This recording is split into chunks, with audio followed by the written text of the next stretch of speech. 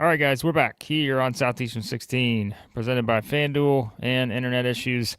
We're going to talk about SEC basketball from Tuesday night, as there were 3 games on the slate. A little more suspenseful, maybe, than we thought some of these games would be. But we kind of said as we were doing our predictions yesterday for tonight's games, we're like, it just feels like one of those weeks in the midweek where there's going to be some interesting stuff, perhaps. And yeah, we had that with one upset win, almost had 2. South Carolina, Florida was a bit closer, I would say, than people expected it to be.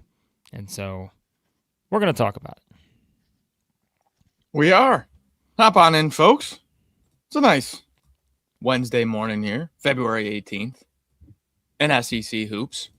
I don't know about you, Blake, but it is rainy, overcast. It's a little bit of gloom outside today.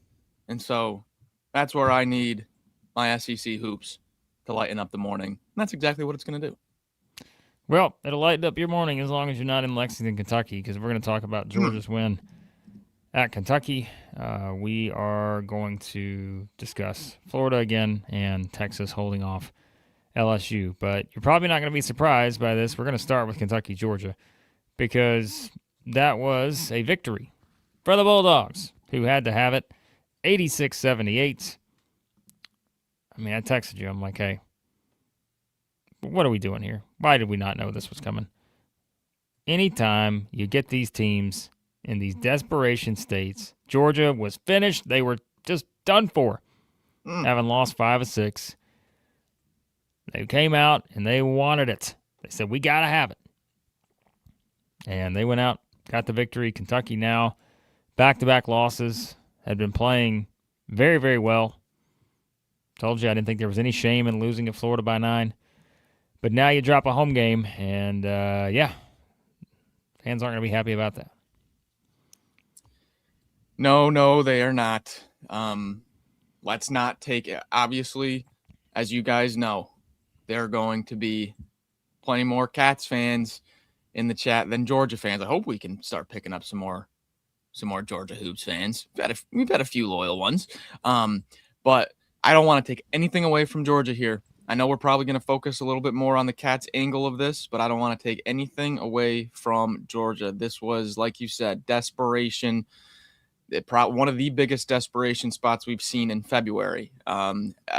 Yesterday's bracket matrix update before the game had Georgia they had fallen back all the way to the 11 line. They were one of the last 5-ish teams in the tournament.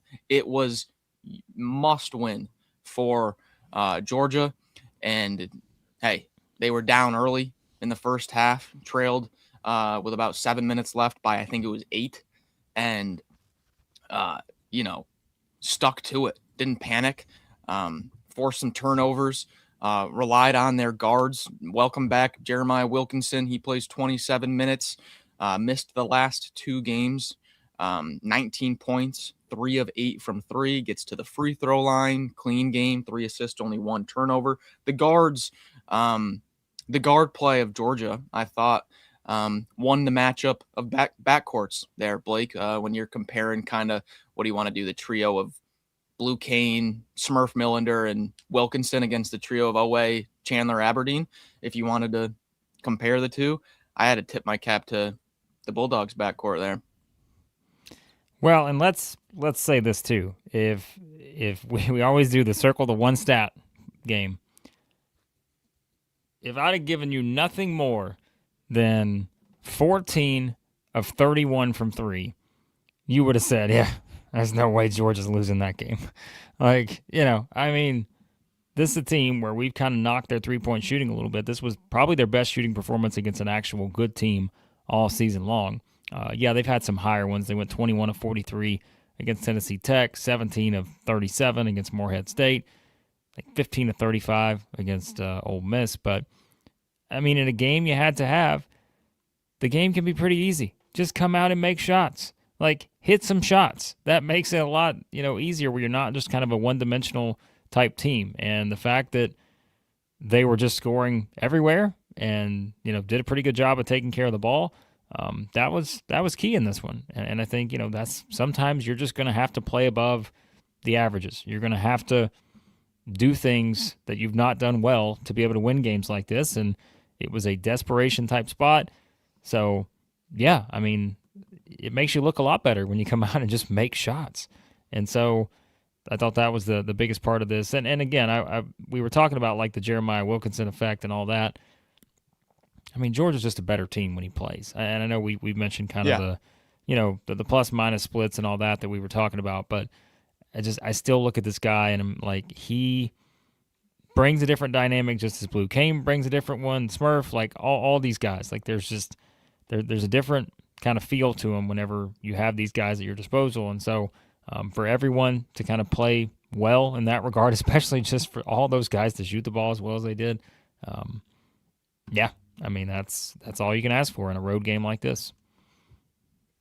Yeah, so this is not my stat. I wish it was. I wish I dove deep and found this. But this is from Graham Coffee and Dog Central reporting on Georgia athletics. That was Georgia's first win in Rupp Arena in 17 years.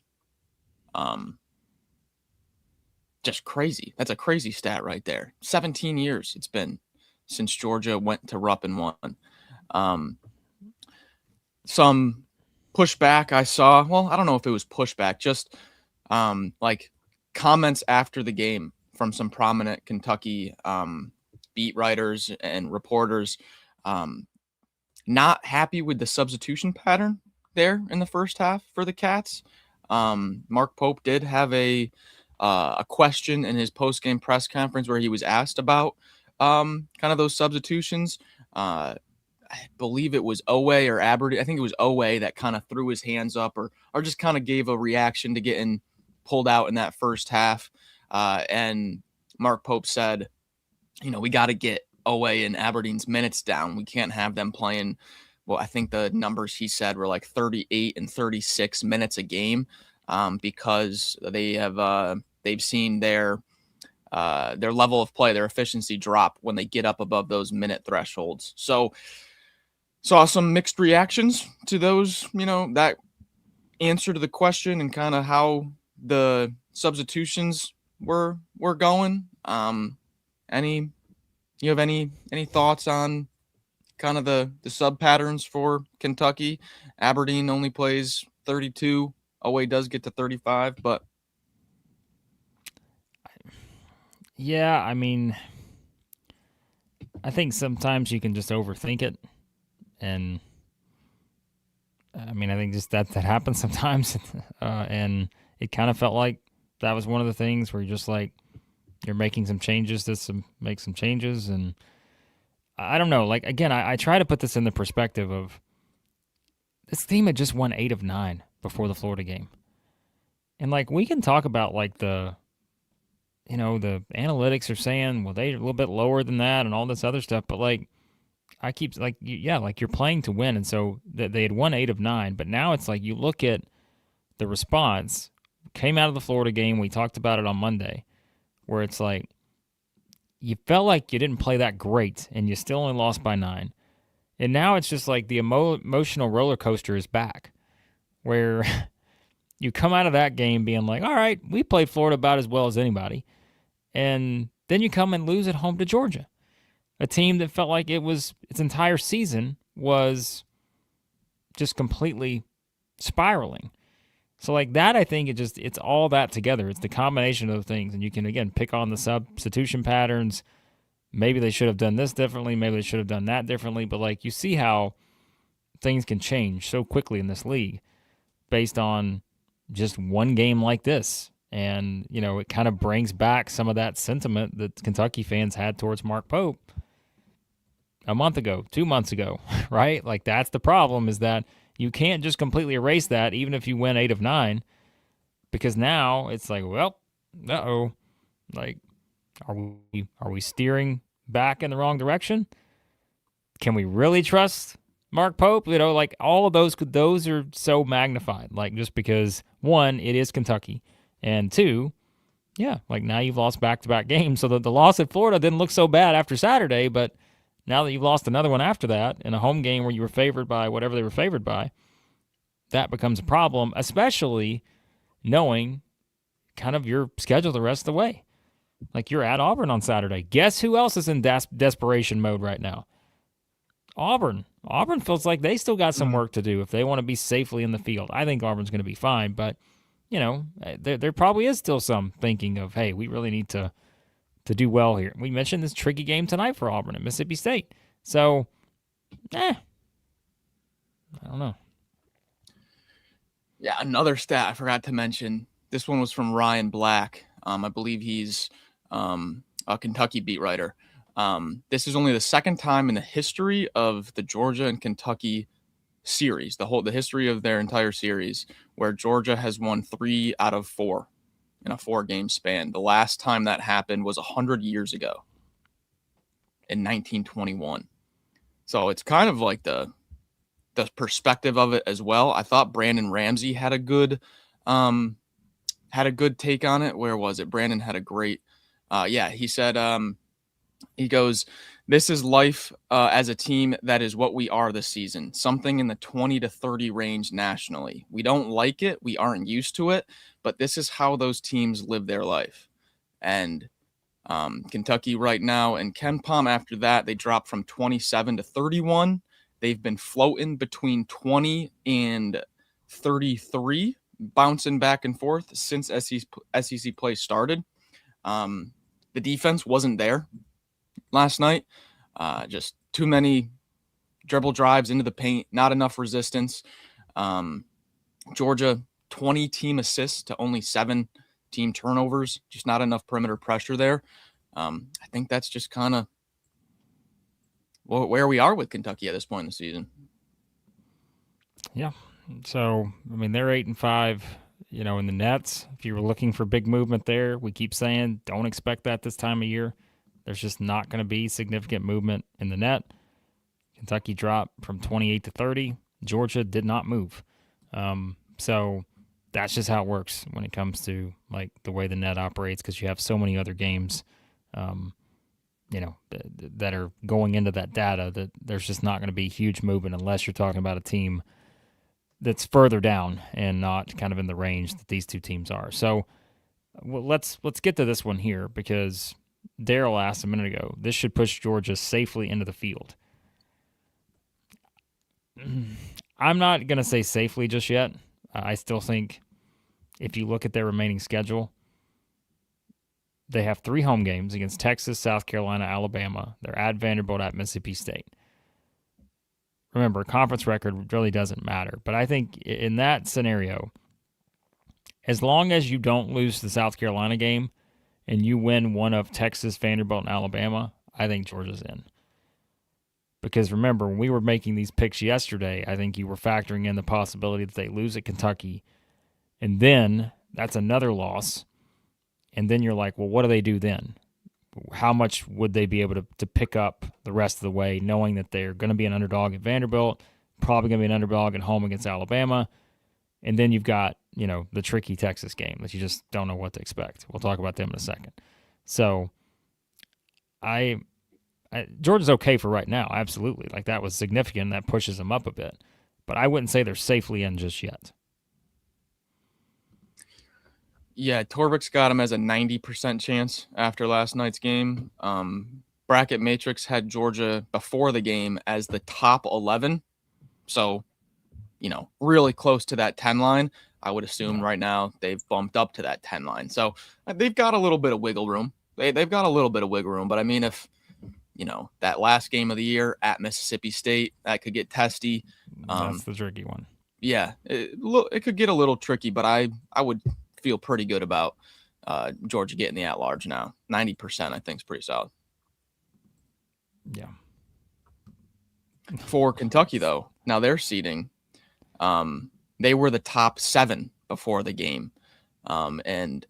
We were kind of having the conversation. We did the video. If they win this game, they could possibly sneak into that 6th seed. St. Louis did lose, so you could jump a St. Louis. North Carolina and BYU are both dealing with a lot of injuries right now, a lot of injuries for North Carolina. So you're thinking, if Kentucky wins that game, you jump up to a 6. then you got the opportunity to try to sneak into that 5 line, but now it seems like kind of, I don't think you're not jumping back to an 8, but I think, just more firmly on that 7 line now rather than having to look at that 6 line. Yeah, like we said, Kentucky's 30 in the net. I mean, they're 5-7 in quad 1 games. They have 2 quad 2 losses, which is, yeah, that's the most of, well, I say that. That's not really true. That's quite a few teams kind of have a jumbled mess there in the SEC, but I think, yeah, it's with their remaining schedule for Kentucky, like I said, at Auburn on Saturday, I think it's going to be tough. Depending on, no matter what happens tonight with Auburn, I think that's a tough game. At South Carolina, I mean, we'll talk about the Gamecocks in a second. You just never know, maybe. Home against Vanderbilt, at A&M, home against Florida. So, yeah, I mean, they're going to be the underdog probably in at least 3 of those games, I think. So, I think that's going to probably put them around that. If we did our updated predict Kentucky seed after that game, I think 7's probably more likely than 6 is what I predicted. I don't think they'll fall to an 8, but like I said, you don't want to let 2 losses turn into 3 and 4 and so forth. So, yeah, we're gonna look back on that Georgia game and probably talk about it as costing the Cats a seed line. It's probably gonna be the difference between a 6 or a 7 or a 5 or a 6. All right. Let's see what else here. I think that's all for this one. Let's just get the nation's weatherman is here. Josh, Yep. $10 super chat. Says that the Big Blue Nation was loudest during the power rankings earlier this week. Don't worry, guys. I heard a lifetime contract is coming soon for Pope the GOAT. Ooh. Oh, my. Ooh. The Arkansas-Kentucky banter continues here at Southeastern 16. All right. So there you go. Some thoughts on that one. Let's get to Florida, who got a 76-62 win over South Carolina. Did you make a bet on this game at FanDuel? No. Yeah, well, you should have, because South Carolina plus 24 or whatever was the play. It's just, it can't be that many points, right? You just knew when it was at that. You're thinking, there's no chance that's going to happen. But, I mean, how would you describe this game? I mean, it's just kind of like Florida didn't play their best at all. I mean, they turned it over 14 times. They couldn't make a 3 again. But it just felt like kind of a going through the motions type game for Florida, which I know you don't want to hear that, but you just beaten this team by 40 something on the road. And it just felt like it was just kind of one of those get through it type games. Just power through the game where you're a 24-point favorite or whatever and on to the next. Yeah, I thought you got to credit South Carolina a bit here with kind of how they slowed the game way down and just didn't allow Florida to get into an offensive rhythm. You've seen that first half, Florida's trying to force transition opportunities, get out and run and put a little bit of pace into the game. And South Carolina just slow the game back down. They did a good job of defensive rebounding. I think it was maybe from the about 8-ish minute mark, I want to say, till about 3 minutes left. South Carolina had Florida in a little bit of a drought there, just one and dones offensively, and then would take the full shot clock offensively and try to get the best shot available. They did end up turning the ball over a good amount. South Carolina only had 8 team assists to 11 turnovers, but neither team had a positive assist to turnover ratio. It was kind of just real slow. Few bunnies missed from Condon when he would get good post position and hit a quick spin move and get to his right shoulder, left hand, and then the bunny would just spin out on him. They did a good job. South Carolina did eliminating looks for Tommy H. Just kind of I think Chris said it. Did Chris say something about a B- game or something? It was kind of like a B game from Florida. Just nothing great, but it wasn't a pure goose egg where they just played terribly either. Yeah, I mean, and Gator Tim brings up, yes, they were up 22 with 3 minutes left in the game. Yeah. But, it still felt like one of those games where you're just all right. Like you said, South Carolina able to make it more of the I think the type of game they wanted to, they just couldn't make enough shots. And of course, Florida still dominated on the glass. What do you know? King Ruben, another 15 and 17 game. Knocker. It's just a boring stat line for this guy at this point. So yeah, like not to take anything away from Florida or South Carolina, but it did kind of seem like one of those where South Carolina would try to sort of chip into things and at least make it interesting, but you're just like Florida would just a couple key possessions and all of a sudden the leads push back out. And yeah, so I don't want to overplay the idea that Florida's just out there sleepwalking in this game, but like you said, kind of what Chris mentioned, they played, a B- type game, and you're just sort of like, okay, well, we didn't win by 40, but we were still up by 20 something when the starters went out. So just another kind of one of those. So yeah, score line a little bit misleading there at the end, but it just kind of shows you that even in games like this, Tommy H didn't have his best game overall, but didn't really have to. Ruben did his thing, Condon with 20 and 10. I think that the biggest story with Florida the rest of the way, and if we're trying to find something to work with here, it's going to continue to be the bench production, I think, and just seeing, again, the consistency you get there out of these guys. That's probably going to wind up being the thing because you pretty much know what to expect from your core guys at this point, but I think really just seeing the bench play and how that evolves, the rest of the way, the minutes distribution, that kind of stuff is going to be important there for them. Yeah, I thought Isaiah Brown should have gotten fouled on a few of his takes. There were multiple. I mean, you could just list off the players that would have maybe an offensive rebound and putback or something and no foul called. There's a lot of contact in and around the rim. Just because he doesn't play like 35 minutes a game, like Ruben Chinilu should be in the SEC first team, SEC player of the year conversation. He doesn't play enough minutes, so his analytics aren't going to line up with Tyler Tanner or Acuff playing 38 minutes a game stuff in the stat sheet. He's been between like 20 and 25 minutes for a while now. What if he did play 38 minutes a game? That's what I'm saying. Like, if you just watch Florida basketball and you watch the plays that Ruben impacts offensively and defensively, I mentioned a few of those bunnies. There were one or two Alex Condon bunnies missed that it didn't matter because Ruben was right there for the offensive board putback.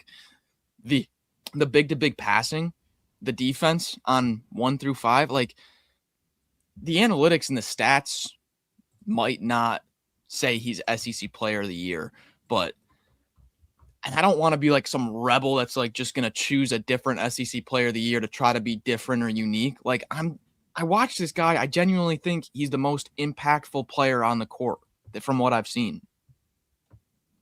I don't know how, if you're someone who votes for the SEC awards this season, and I don't remember, is that a coach's thing? Is it an AP thing? Or I don't remember who gets the votes. I don't know. Maybe it's multiple. There's no way, and I understand you're going to have to leave off good players, but I just don't think there's any way I could fill out a ballot with 5 players right now on my first team and not put him on there. I don't care how many minutes he plays. Like, I don't know how I could do it. I don't think I will. I don't. Like, I don't care what the KenPom team says. I don't care what some of the other analytics say. Like, I think it's just pure impact. Yeah. Like, if we're looking at an all SEC team as value, yes, like there are other guys that it's really going to be tough, like to leave off. We mentioned all the contenders, whether it's Tommy H, Acuff, Philon, Tanner, Hall, keep going down the list, Oweh, and everybody else that we've talked about. Ament, Gillespie, Swain. I mean, keep going. Mark Mitchell. But you can't tell me this guy's can't be on there somewhere. So, and that's the thing. He's going to be on there somewhere. And then it's like, well, you also got to put Tommy H on there. So are you telling me that we're going to give Florida maybe 2 of those top 5 votes? Probably. But if they're the SEC champion, they keep playing like this, then so what? This isn't an SEC play. He's number 1 in both categories for SEC play, offensive and defensive rebounding. But he's number 1 in the nation in defensive rebound rate, and he's number 3 in offensive rebound rate. And then defensively, it doesn't matter if you're an SEC Player of the Year candidate like Acuff or Phylon, or if you're some 270-pound 7-footer that can match his physicality. He can guard and lock down every single position on the floor. It's ridiculous how good he's been. All right. So let's do this, and then we'll get to some of your super chats and all that here in just a second. But we're going to look at Florida. We talked about seeding potential for Georgia and Kentucky. Let's do a quick exercise here on Florida. We kind of talked about this a little bit yesterday in our bracketology, but I think we can go a little bit further with this, Max, just to kind of compare, knowing, again, the teams that are going to be around them. Like if we're predicting Florida's seed right now, here's the remaining schedule. They're at Ole Miss, at Texas, home against Arkansas, home against Mississippi State, at Kentucky. In all honesty, not the toughest schedule in the world. They at least get the 2 Mississippi teams in there, which right now are going to be in the bottom 4 probably of your SEC rankings. The home game against Arkansas is going to be tough, but like even the games at Texas and at Kentucky, both winnable. But yeah. And just before we get into that, let's just quickly address Josh here. He's on a roll in the comments. Telling us to watch the games about Phylon, that he's not a top player in the SEC. Josh, how many Alabama games you watched this year? Like, give us that stat, and then we'll get back to the discussion. All right? About Phylon. Because everything tells us that Phylon is an all-SEC player and most likely first-team all-SEC. All right. Let's continue on. Do you disagree with that, Max? I don't think I'm surprised that Josh is talking negatively about an Alabama player. Are you saying there could be some bias involved here? Don't think I'm surprised. For Florida, That's before right. this, Josh isn't voting for Phylon. before this game against South Carolina, didn't cover, but it wasn't by much. Not going to impact their analytics. They were the second highest 3. Now the highest 3 was Nebraska. Nebraska just lost on the road at Iowa in one of the ugliest games I think I've ever laid my eyes on last night. Nebraska is going to fall out. So I believe Florida is now your top 3. Your other 3s before yesterday's action were Kansas and Texas Tech. Now, story of the nation today is Texas Tech's JT Toppin, who might have torn his ACL last night in Tempe and the loss to Arizona State. Now don't go and run with that. It's not confirmed, but if you go watch the video, nasty knee injury for JT Toppin. Kind of the main story in the sport. So what I'm trying to say is Florida should have an absolute stronghold here on this 3 line. Now, if they continue to do what they do, Blake, they are most certainly in contention for a 2 line. I think it's 3 or 2. I don't think they're going to, even if they drop a game or 2 here, I don't think they drop off the 3 line. And I think the 1 line is out of reach. Yeah, I think that's the case. I don't see the 1 line being a possibility at all. And yeah, like it really comes down to the teams that are around them. Like I will bring it up again. Like we'll just go through this as we did yesterday, if you want. And we'll just use let's use bracket matrix so we don't have to deal with all the nonsense elsewhere. So yeah, bracket matrix right now. The teams that were ahead, updated yesterday: Michigan, Duke, Arizona, UConn, Houston, Iowa State, Purdue, Illinois, Nebraska. Those are the teams ahead. Like you mentioned, I think Texas Tech is going to slide back a little bit here. I just, again, that's going to factor in the top and injury and all that. So if we're looking at those teams, right, and we're looking at overall kind of comparisons with resumes, and I know, again, I always say I'm not the biggest fan of the net, but it at least is going to play into the committee. They value it, and it kind of factors in a lot of this stuff. Right now, if you're looking at the net, Michigan, Duke, Arizona, Illinois, Iowa State, Houston, the Zags, Purdue, they're in the top 8. Florida's at 9, UConn's at 10, Nebraska at 11, Michigan State 12, Vanderbilt 13, Kansas, Louisville, that's your top 15. So let's just kind of throw the outlier of Texas Tech kind of out of the picture for now. like of those teams we're talking about here, would you say, let's just take the teams that are sandwiched around Florida at bracket matrix, Nebraska and Kansas, okay? Because those are the other teams right now on that 3 line. Nebraska. Well, they're going to drop down. Florida's ahead of Nebraska now. Okay, well, so that was my point. It's like if we're just taking it from yesterday's update, this was updated yesterday, not after the games, all right? So Nebraska's going to fall, but I'm also trying to, they're not completely done, though. Like, so right, they still got games to play. So these next 2 games, Nebraska is like shaking their head right now thinking, we really got to play these next 2? Because they got home games against Penn State and Maryland, which if they don't win both of those by 20 plus, it's going to hurt them in the metrics. Then you have games at UCLA, at USC, and then the rematch against Iowa. So, like, there's still room for growth there for Nebraska to not kind of fall too far back. But these next 2 games are really going to hurt them more than help them no matter what happens, probably. Kansas, meanwhile, if we're looking at them, they lose the game at Iowa State, but before that they had won, 8 or 9 in a row. Their remaining schedule, they still got a home game against Houston. They're still at Arizona. Then a bunch of other games that really aren't going to do anything for them. The teams like Purdue, Illinois, I guess that's the thing. Remember, we had our update yesterday on the teams that we said we don't see falling below those first 2 lines. Michigan's going to be a 1 seed. Duke's going to be a 1 seed. Arizona, I think the still, ones are pretty much set. I was going to say I don't really see Arizona falling down, I guess. I mean, they're 23-2. I mean, let's play the what if game with Arizona. Home against BYU tonight. They're at Houston. Home against Kansas. Home against Iowa State. Let's say they lose 2 of those. Maybe they drop. It'll come down to the Houston Arizona game in Houston. I'd say whoever wins that gets the 1. Whoever loses that gets the 2, probably. Okay. So, but that's the bigger point is that both of those teams are staying in the 1-2 with Arizona and Houston. So you're not knocking those 2 teams out. You're not knocking UConn, Duke, Michigan. So there's 5. Iowa State, I think, just has such a good body of work right now that I don't see them falling out of it. Let's see. Comes down to Purdue, Illinois, to be honest, if you want to try to jump one of those 2 to get into that 2 line.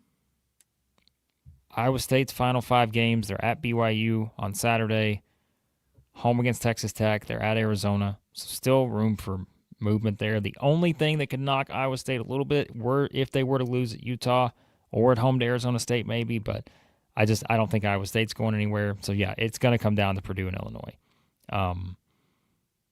And I think we mentioned yesterday the remaining schedules: Purdue home games against Indiana and Michigan State. They're at Ohio State, at Northwestern, home against Wisconsin. So there's really not a lot of bad there for Purdue. I don't know that unless they just were to get on a skid here, I don't think they're going to do enough to play themselves out of it maybe. But Florida could play their way ahead. And then we mentioned with Illinois, they've still got to go to USC and UCLA, and then they host Michigan. So hey, if you're a Florida fan, I can tell you right now, there's one game you're going to be rooting for, and that is Michigan to beat Illinois. You don't need that. So to have the other way. Yeah, and then if you look at the 4 line, Zags, Vandy, Michigan State, Virginia, and possibly Alabama or Arkansas, whoever wins tonight, I don't see any of them leaping past Florida. So if we had to make a prediction, like what seed line, I'm going to say one of the last two seeds. I think they're going to be behind one of those Big 12 teams, whether it's, between Houston, Arizona, and Iowa State. One of them will get a 1, probably the other 2 will get 2s. And then out of the 3 of Purdue, Illinois, Nebraska in the Big 10, one of those teams is going to have a hot finish to the year. They'll probably be that third 2. And I'll go with Florida to sneak in there, maybe as that third to last 2 or that maybe even that last 2. That's where it gets interesting, because if you're the last 2, you know who that's going to pair you up with as the 1. So would you rather? I don't know. It's an interesting dilemma. Well, either way, you're going to have to play. You're going to be looking across from, like Michigan or Duke, pretty much. I think you'd still rather have Duke than Michigan at this very second. But I think you'd rather have anybody other than Michigan. listen, I gave it a shot on my Purdue upset pick last night, but it ain't happening. Gator Tim says, just put us opposite of Michigan, collision course for the Natty game.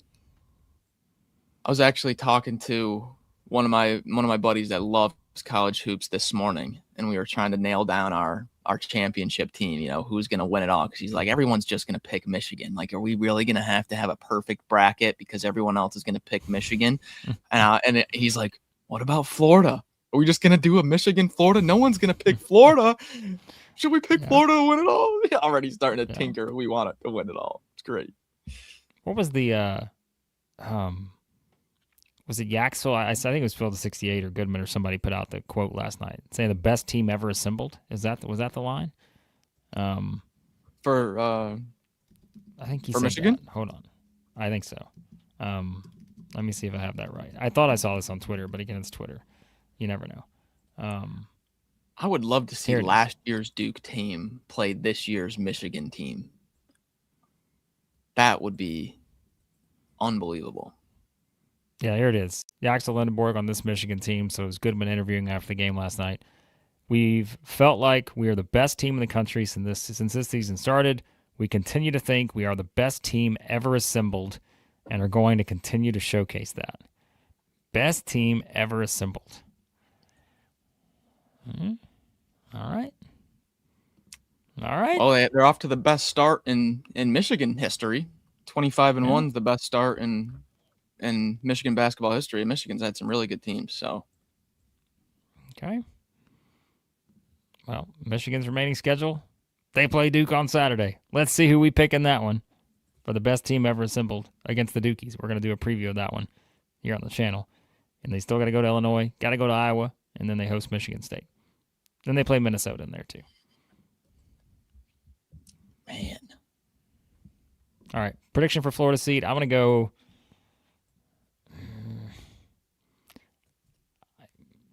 I'm going to say they're a 3. I'd rather them be like the second 3 seed than the last 2 seed. So let's try to maneuver them into that spot. Okay. Yeah. I can see it. There you go. All right. Because, if you had to pick right now, okay, we're going to play this game with Florida real quick. Let's say their final 5 games at Ole Miss, at Texas, home against Arkansas, home against Mississippi State, at Kentucky. Which game do they have the best chance of losing? Probably Texas. You think there's a better chance they lose at Texas than home against Arkansas or at Kentucky? Yeah. Yeah. It's like it would be easy to say Kentucky had they beaten Georgia last night. Now it's like, I don't know if I can trust them in that game. So, I just think Texas has the size to be able to push back against Florida. Great segue, because we're going to talk about Texas real quick. Because and we'll catch up on your super chats here in just a few, guys. We're going to just quickly get through the rest of these games.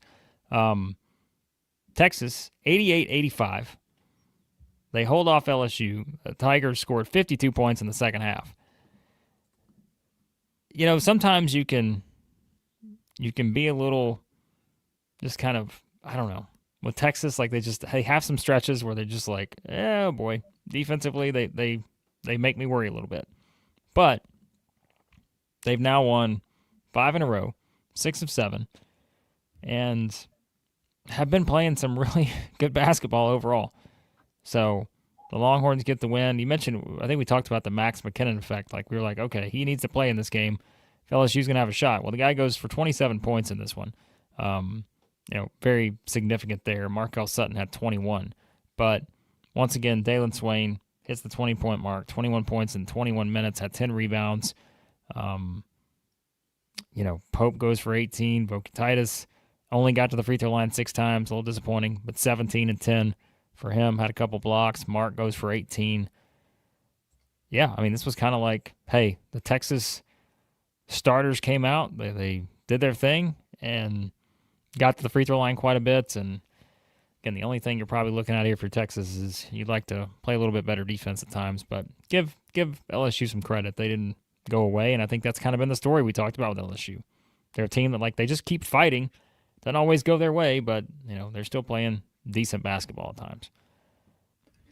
I'm telling you, this freshman Jalen Reese, his analytics aren't great. I don't care, and you guys know me. I like analytics. You got to know when to lean into them and when to not lean into them. I watched this guy, Jalen Reese, play the last 2 games. Starts both of them, 40 minutes, 37 minutes. Plays 40 minutes against Tennessee, has 15, 4 assists, and only 1 turnover. And then plays 37 minutes against Texas, has 9 assists, only 1 turnover. This guy's steady. He's good. I don't know what's going to happen with LSU and their staff in the offseason and what happens to this roster. There's a lot of young players on this roster that I like. Jalen Reese, freshman, Nwoko Jr., Rob Miller, sophomore, Mosley, freshman. There's some good young talent on this team, and I really like Jalen Reese. I hope he's in the SEC next year. But for Texas, they just continue to win in their unorthodox way. Extremely low volume threes. They only shoot 13. Well, they make 7 of them and shoot 54% from outside. So they don't need to take too many. Only 9 team assists, and they shoot 34 free throw attempts. It's such an unusual offensive outlook here. They're up to number 5 in the country. Number 5 in the country in offensive efficiency. And SEC wild play, they have the number 1.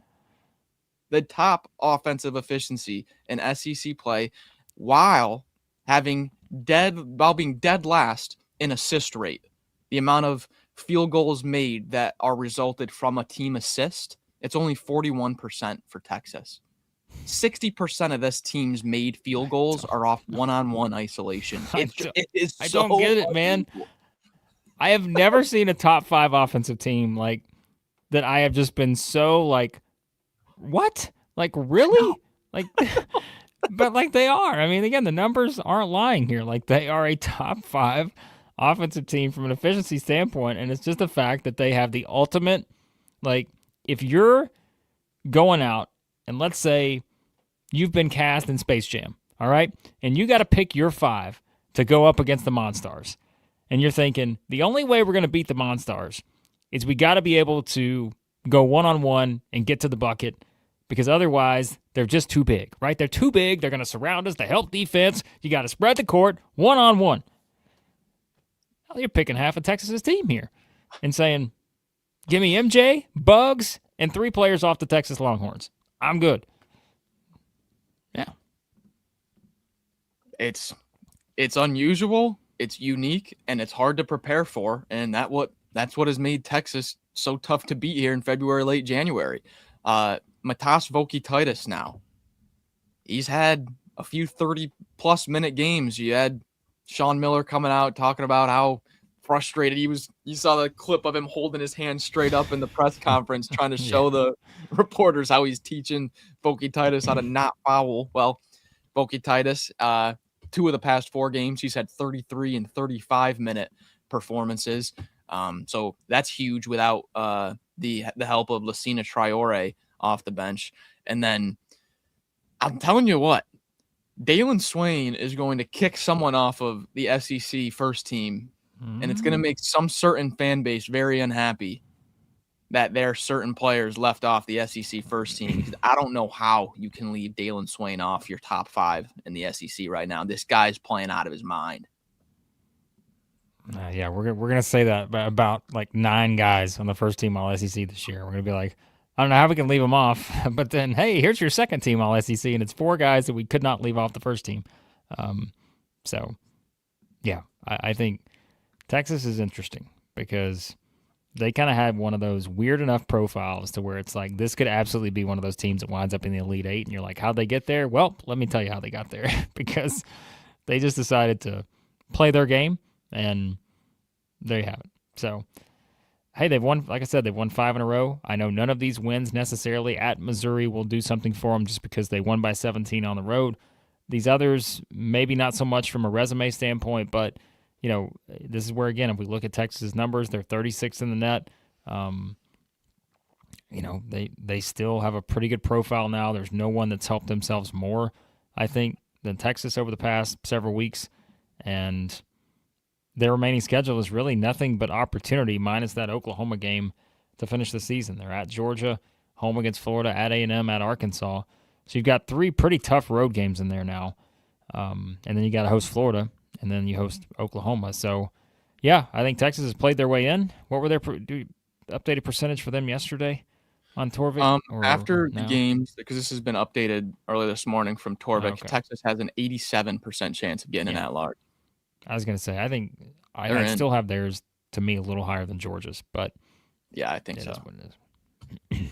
Texas, for me, they're right now, before the game on Bracket Matrix, they were in the middle of the 10 seeds, right there with Texas A&M, actually. If Texas continues this play and they get up to that 9 seed range, that whatever 1 seed gets paired with Texas is just going to be like, you got to be kidding me.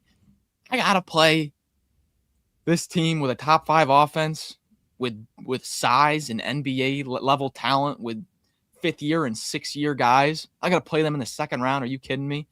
Texas, who's the 1 seed? Who's the 1 seed that wants to see Texas the least? UConn. UConn wants nothing to do with having Terrace Reed pick up 2 early fouls. Yeah. Nothing. I mean, remember, 8-point game in mid-December there. Texas didn't shoot it well. Like, they did not have a great offensive game. So, yeah, something to think about. Texas, for me, is a team that you could see them make one of those Cinderella runs to an Elite 8, or I could see them in the 10-7 game against Clemson, and it's 62-60 with a minute left. Right. Like, it's a wide range. Yuck. All right. There you go. The Longhorns moving on up. And yeah, now, as we said, get ready to go to Georgia on Saturday. What an interesting game that has become. So, yeah. All right. That's all for last night's action. You guys are having a heated chat right now about Miami, Ohio. Oh, really? I love it. The chat is all in on a Miami, Ohio discussion at this point about their thoughts on the Red Hawks and where they should be slotted, perhaps. They're a machine. Where are they at in they're still 84th in KenPom, 26-0. They play Bowling Green on Friday. Then they're at Eastern Michigan, at Western Michigan, home against Toledo, at Ohio. Who's going to beat them? Let me look at the profile here. I've watched Bowling them a Green good could amount. Be tough. I've watched a good amount of Miami over the past few months. They're good. They're not a bad team. Yeah, they're going to be a fascinating study if they lose one of these games, especially in their conference tournament. So they're playing without their point guard too. Their point guard Ipsaro, he's been out for months, and he's really good. So they should be even better, but they're playing without a key guy. They just got like a lot of like 6'8", 6'6", 6'9" athletes that in the MAC can get to the rim. They don't get their rebounding, their size doesn't get taken advantage of. Peter Suter's like a 6'5", kind of can play the 1 through 3 ball handler. They got a lot of ball handlers. It's just a rock solid team, but they haven't played a lick of anybody. They haven't played a thing. And look, here's your stats, okay? Miami, Ohio, 49th in the net, so they are still higher than teams like Missouri and so forth. They have 1 win in the first 2 quads. They are 14-0 in quad 4, 8-0 in quad 3, so 22 of their 23 wins have come in the quad 3 and quad 4. So, I mean, that's kind of glaring. But, I mean, you can only play the games in front of you. And yes, people say, well, they should have scheduled tougher in the non-conference and all this. But, I mean, that's not as easy as it sounds, guys. Like, it's not as easy as saying, hey, we want to go out and play Duke and all this. Like, it's not that simple sometimes. But, I don't know. The conversation will really heat up. What will happen is, what I think is going to happen is going to be Miami of Ohio goes undefeated the rest of the regular season here. And then they're going to lose the conference championship to probably Akron. Because Akron's actually like 15 to 20 spots higher than them in the analytics. Akron played Purdue, Yale, Murray State. They played some good teams in the non-conference. Actually only lost by 3 to Miami earlier in the year. It's going to be that classic Akron steals a bid, and then everyone's going to be up in arms over whether Miami should be in as an 11 seed or not. I can see it already. That's going to happen. If Arkansas fans want a blast from the past, remember, Miami still has to go to Eastern Michigan next Tuesday, coached by Stan Heath. Can the Hogs and the somehow property be the people that bring down Miami of Ohio? We'll find out. So Eastern Michigan has won 3 games in 2026. Yes, and there's always room for a fourth. So that's what they say over there at Michigan. Always room for a fourth, pal. So there you have it.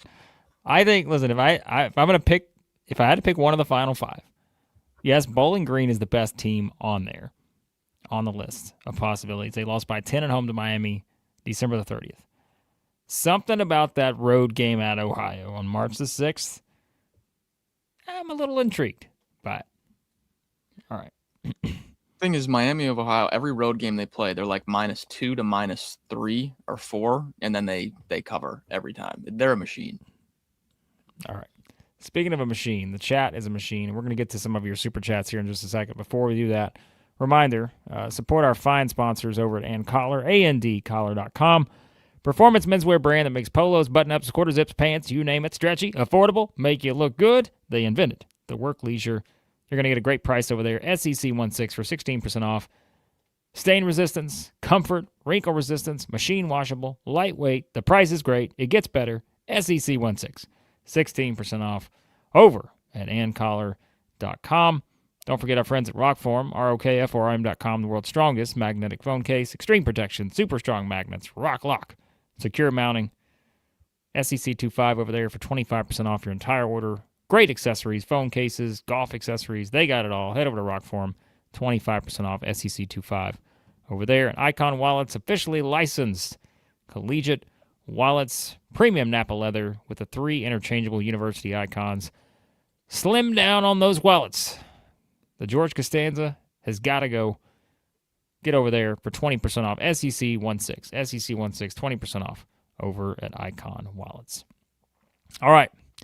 Braden has continued to leave, just a plethora of super chats that are the all-cap super chats and not actually donating any money to the channel, wanting us to read all these, but not going to give him that luxury. Okay, let's catch up on something, though, here. Noted from Ozzy earlier, no Carter Knox, no Isaiah Seeley tonight for Arkansas on the road. So yours truly with the upset pick. Maybe not thrilled about it, but Alabama's -3.5 right now, I believe. About -185 on the money line. That's just tricky enough. Yep. That's a tease right there. That's what that is. It is. One way or the other. I don't know which. So, Justin, $2 super chat. How can Vandy lock in a 3 seed? Well, got to win some games. Right now they're a 4. And the thing about Vandy is that they really don't have a bad game left other than at Ole Miss. So, I think if they, win at Missouri, home against Tennessee, home against Georgia, which are all doable, at Kentucky, at Tennessee, let's say you go 4-1 in that stretch, maybe 3-2, and beat Ole Miss, I think Vandy's in a decent spot. But we mentioned kind of the log jam earlier. So, it's going to be tough, though. If Texas Tech starts dropping games, though, without JT Toppin now, that's a team that opens up there on the 3 line. Man, I just feel so bad for Texas Tech. They were already so thin to begin with, and I loved watching them play. And, man, I hope it's not rest of the season. All right. Josh with a $5 super chat talking about the Florida-South Carolina game earlier. Do you know how easy it would be for players to shave points on a 23-point spread? Wow. I don't know that, Josh, because I've never done that.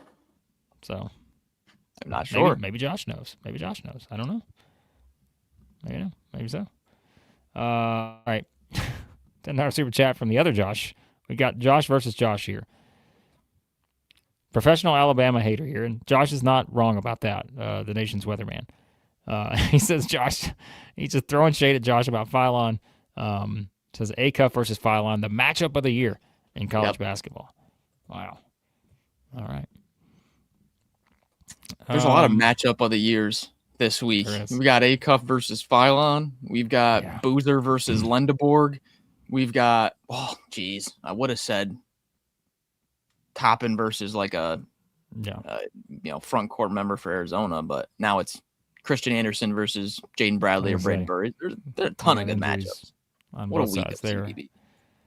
Let's see. Joe Mother asked earlier, SEC could be an 8 to 10 bid league, but how many teams realistically make the second weekend? Well, that number's gone up for me, and I feel like we had this question several weeks ago. But like right now, if you're talking like teams that you feel confident that have a decent chance to get to the second weekend, the bracket is everything. But like, who's just going to completely eliminate the idea that Florida, Arkansas, Vanderbilt, Alabama, Tennessee, Kentucky, we mentioned Texas in the right scenario, but like if they're an 8-9, that's going to be tough. But just thinking of the seed ranges for those teams in particular, those 6, I mean, I think they're all in position to be in position. So I think if we have 5 of the Sweet 16, I'm feeling really good about the league, how the league did this year. Yeah. You get 5 out of that 16, 5 out of the final 16 teams with how top heavy the Big 10 and Big 12 is this year.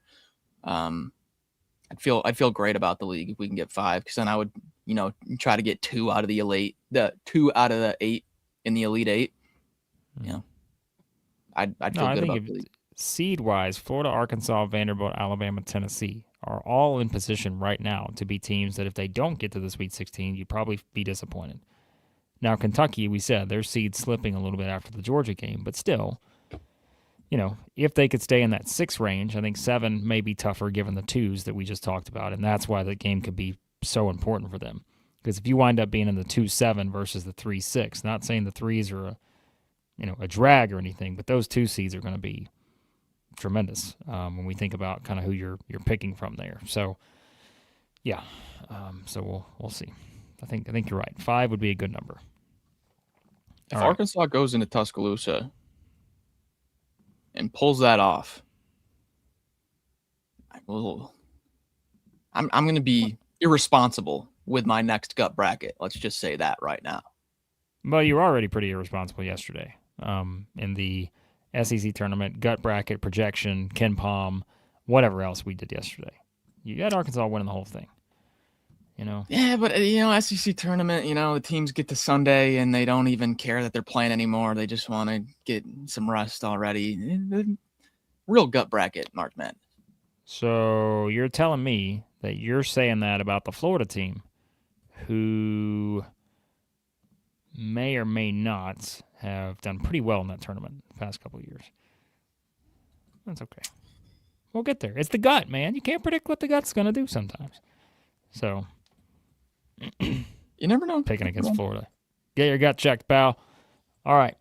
Rusty asks, if the Hogs went out, do you think they'd get a 3 seed? Let's see. Arkansas's remaining schedule. At Alabama. Home. Well, yeah, if they went out, they got a tough schedule the rest of the way. Yeah. At Alabama, home against Missouri, home against A&M, at Florida, home against Texas, at Missouri. Those are all tournament teams right now. Maybe Missouri's right on that line. But, I mean, if they went out, that means they're going to be, they'd be 15-3 in the SEC, and they're going to win the league, maybe at that scenario. Maybe not. Maybe Florida's going to go 16-2. Well, never mind, that can't happen because they're playing each other. So, yes, if Arkansas wins out, they're going to win the SEC. So, could they get a 3 seed? Absolutely. Yeah. Yeah. Sorry, I forgot that they played each other still. All right. Because I think this game tonight, Alabama against Arkansas tonight is winner gets bumped up to the 4 line, loser gets knocked back to the 5 line. I think it's you're playing for a seed line tonight with Arkansas and Alabama. All right, Elliot, here on the way out, we're going to get this one and then we're going to hop off. I love this question. Can you rank your can't leave this guy off first team lists? Is Ruben number one? Is Tommy H number one? Swain? So kind of here's the tricky part about this question. By ranking your list, your first player has to be your current SEC Player of the Year candidate, right? Because he has to be the guy you can't leave off the list the most. So, like, basically you're asking two questions in one here. Is the Player of the Year race so tight that Tommy H only having a 10.1 rebound, no assists performance? Is that? Well, so Justin asked earlier if Tyler Tanner, something about his first team candidacy, and we said, like, Tyler Tanner's been absolutely fantastic, but he will get knocked because he had a 4-point game in a game that Vanderbilt won by 13. It's kind of unfair, but, you know.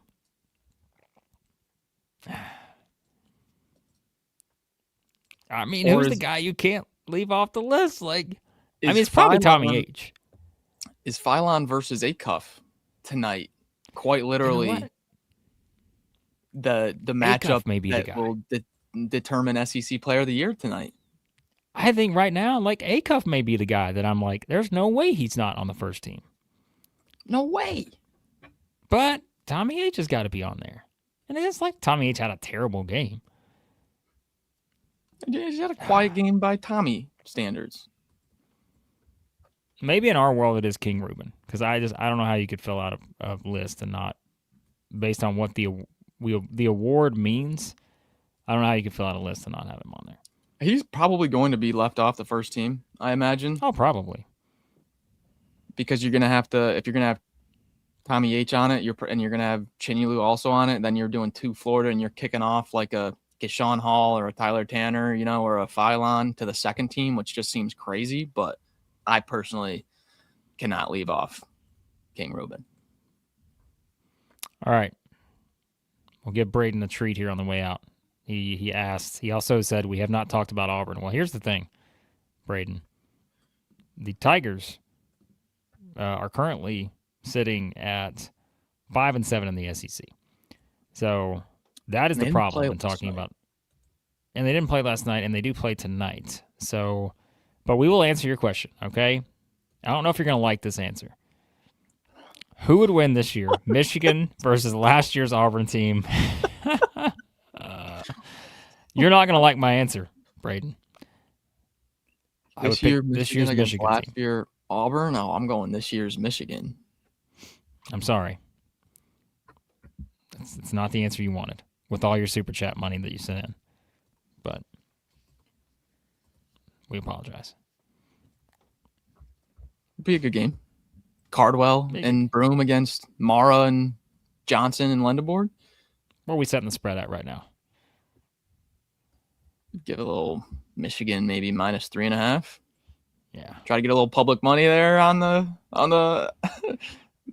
the plus points there. I was gonna go 2.5. See if we get a little action one way or the other. All right, we're out of here. Went an hour. Imagine how long we're gonna go with a 5-game slate. So our plan, we may come back tonight and do a reaction to the first round of games because sometimes there's just too many to get to the next day. But we'll see how the games play out tonight. I don't want to hold ourselves to that. But turn on your notifications. May go live tonight after that trio of games at 6 Central. But we'll let you know here a bit later. So, all right. We appreciate you guys. As always, support our sponsors. Join the membership tier. All that good stuff. Thanks as always for watching. We'll talk to you soon here at Southeastern 16, presented by FanDuel.